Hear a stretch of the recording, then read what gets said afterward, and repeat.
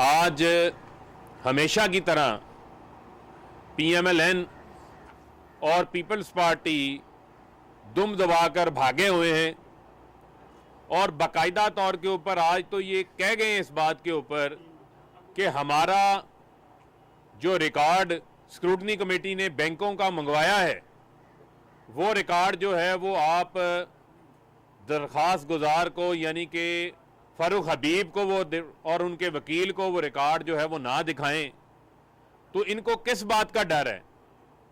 सवाल तो ये उठता है कि इनको किस बात का डर है।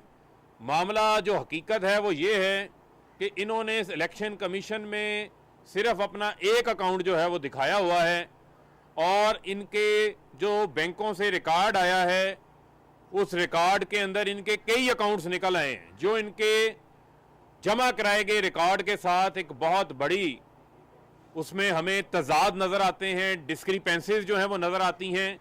इस वजह से ये चाहते हैं कि वो रिकॉर्ड जो है वो दरख्वास्त गुजार को ना दिखाया जाए, छुपाया जाए, क्योंकि इनको डर है कि इनकी फॉरेन फंडिंग पकड़ी जाएगी, इनकी मनी लॉन्ड्रिंग पकड़ी जाएगी, इनके फेक अकाउंट्स पकड़े जाएंगे।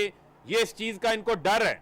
और आप देखें कि किस अंदाज से ये कानूनी टेक्निकलिटीज़ के पीछे छुपना चाहते हैं कि आज इनके वकील इस चीज़ का इतराफ़ कर गए हैं कि 90 की दहाई में उसामा बिन लादेन यानी कि जिसका जिक्र बेनज़ीर भुट्टो साहिबा की किताब के अंदर है कि नवाज शरीफ ने उसामा बिन लादेन से फॉरेन फंडिंग लेकर उनकी हुकूमत के खिलाफ अदम एतमाद लेकर आए। 10 मिलियन डॉलर की रकम थी उस वक्त, 90 के अंदर एक बहुत बड़ी ये रकम थी उस वक्त। और आप देखें कि किस अंदाज से कह रहे हैं कि जी उसके ऊपर तो कानून ही जो है लागू नहीं होता 5 साल पीछे। इसका मतलब इतराफ़े जुर्म इन्होंने किया कि इस मुल्क के अंदर फॉरेन फंडिंग की बुनियाद रखने वाले नवाज शरीफ हैं और कोई नहीं है।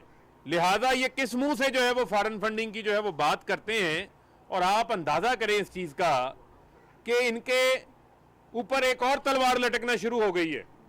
इनके मुंतखब अरकान जो सेनेट में हैं, जो सूबाई असम्बलियों में हैं, जो नेशनल असम्बलियों के अंदर हैं, ये कहते हैं जी हमें हमारे मुंतखब अरकान ने चंदा फराहम किया।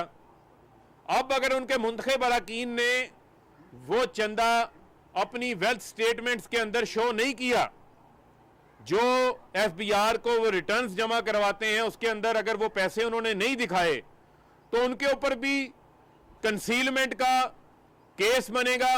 62-63 उनके ऊपर भी लगेगी और वो भी डिस्क्वालीफाई होंगे।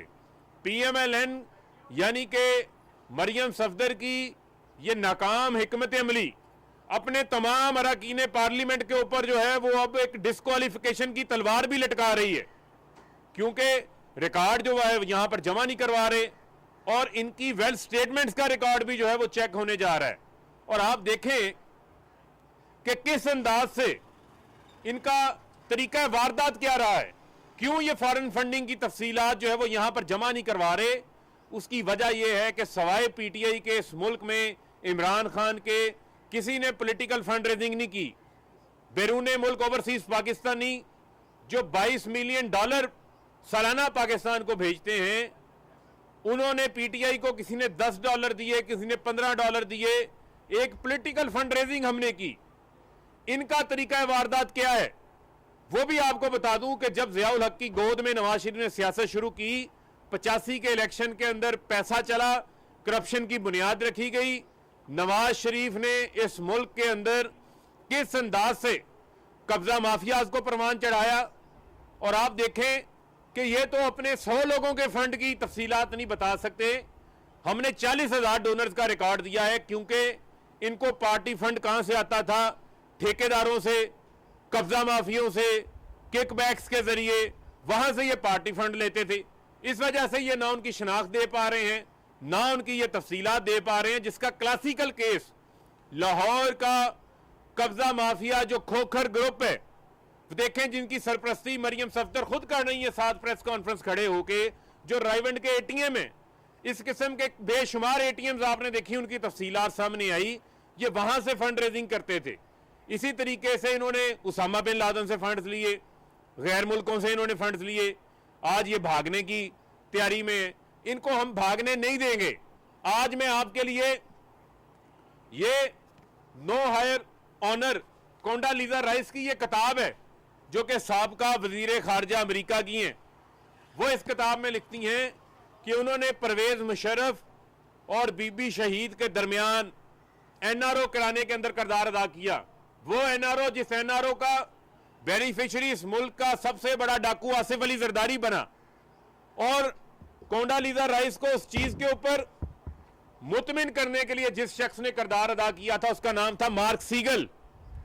मार्क सीगल जो कि बीबी शहीद के मुकदमे में गवाह के तौर पे भी पेश हुए, अपना बयान भी रिकॉर्ड करवाया।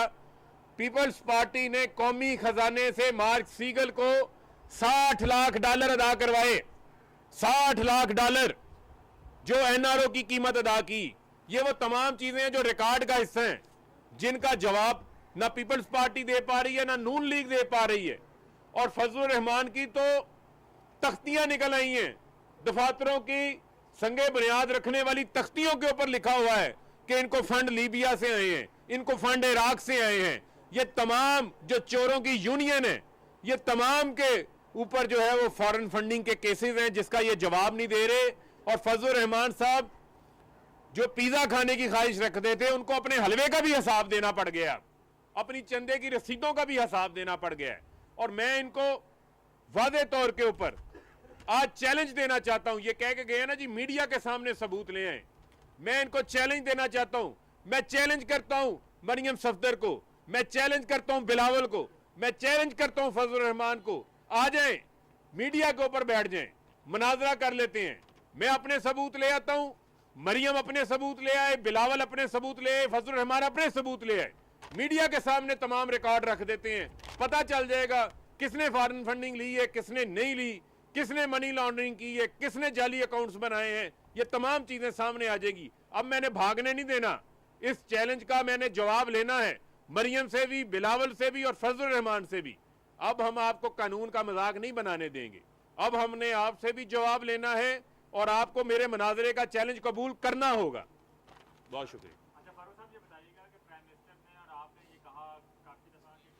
नाज़रीन, पार्लिमानी सेक्रेटरी फ़ारूक हबीब इलेक्शन कमीशन के बाहर मीडिया से गुफ्तगू कर रहे थे। उन्होंने कहा कि तमाम जमातों को पार्टी फंडिंग का हिसाब देना होता है। पीपी और नून लीग कानूनी पेचीदगियों के पीछे छुपना चाह रही हैं। अपोजिशन के मुंतखब अरकान ने इलेक्शन कमीशन में आदाद शुमार में गलत बयानी की। इलेक्शन में धांधली की बुनियाद नवाज शरीफ ने रखी। और के ऊपर काम कर रही है। इलेक्शन कमीशन एक आईनी इदारा है। आईनी इदारा खुद ये बात कह चुका है कि एक ओपन कोर्ट के अंदर हेयरिंग होगी। स्क्रूटनी कमेटी ने यह फैसला नहीं देना कि किस पार्टी ने जो है वो ममनुआ फंडिंग ली है या नहीं ली। उसने हकायक जो है वो इलेक्शन कमीशन को सामने रखने हैं। इलेक्शन कमीशन ने कानून के मुताबिक उसके ऊपर फैसला करना है और वो इलेक्शन कमीशन ये बात कह चुका है कि वो ओपन कोर्ट के अंदर होगी। लेकिन हमें उसके ऊपर भी कोई एतराज़ नहीं है। हम चाहते हैं कि कोई चीज़ छुपाने को नहीं है, तमाम रिकॉर्ड सामने पे आना चाहिए। आज ये कह के गए हैं ना मीडिया पे ले आए डॉक्यूमेंट्स को, मैं इन्हीं की बात को आगे कह रहा हूं। ये अपनी तमाम लीडरशिप को बिठाएं, मरियम को बिठाएं, बिलावल को बिठाएं, फजलुर रहमान बैठें, मैं भी अपना रिकॉर्ड ले आता हूं। बैठ के मीडिया के सामने साबित करें कि इनके अकाउंटों के अंदर करोड़ों अरबों रुपया जो आया है वो कहां से आया है, उसके जराए कौन से हैं, वो जराए लेकर आए। वो जराए अल्हम्दुलिल्लाह जो है वो कतरी खाती होगा जो लेकर आएंगे। ये सर आपने कहा है कि जो रिकॉर्ड है वो मना किया जा रहा है कि दरख्वास्त गुजार को ना दिया जाए। यही कीरा जो है अकबर इस बाबर भी यहाँ पर आकर करते हैं। वो कहते हैं कि पीटीआई वाले जो है वो हमें रिकॉर्ड फराहम नहीं करते। देखें, हम तो ये चाहते हैं कि रिकॉर्ड जो है जितने भी फ्रीकैन हैं उन फ्रीकैन को दिखाया जाए और उसके ऊपर ताकि तमाम लोग अपनी तसल्ली भी कर सकें और जिसके जो जो सवालात हैं वो सवालात भी उठा सकें। लिहाजा हमें उसके ऊपर कोई एतराज़ नहीं है। अब फैसला स्क्रूटनी कमेटी और इलेक्शन कमीशन ने करना है। हमने उनको कहा है कि आज रिटन ऑर्डर इसके ऊपर दें। जी। पार्लिमानी सेक्रेटरी फ़ारूक हबीब इलेक्शन कमीशन के बाहर मीडिया से गुफ्तगू कर रहे थे। उन्होंने कहा कि तमाम जमातों को पार्टी फंडिंग का हिसाब देना होता है।